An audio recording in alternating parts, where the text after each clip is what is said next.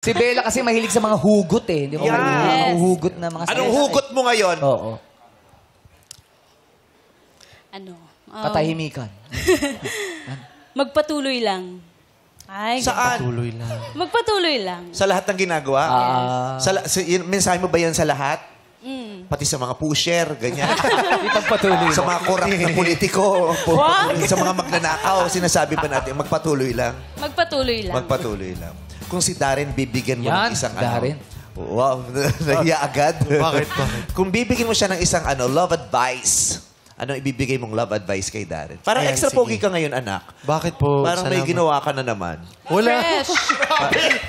Parang nagkabalatan na naman ang mukha sa belo kahapon. Thank you po, Parang Doc Vicky. sarado na naman yung pores. Wala na Hindi, naman nag-beach siyang ako pores. kahapon. Nag-beach? Opo. So yung seawater nakatulong. Nag-beach Sea ganyan water? gwapo. Nag-beach lang. Pag uwi ganyan kagwapo. Saka Ako ganda nag-beach ako. Pag uwi ko, nadikya pa ako. Iba yung mga nangyayari sa inyo. Mga ano talaga kayo, Galing, privileged.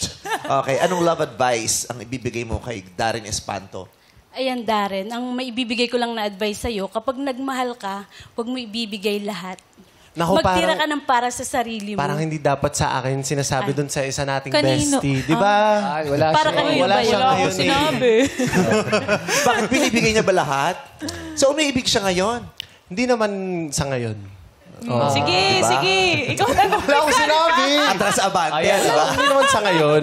Pinasa mo kasi sa kanya. Hindi tamo, kasi grabe mapapahamak ka magmahal pa. yung bestie natin, di ba? Si Ate Kim.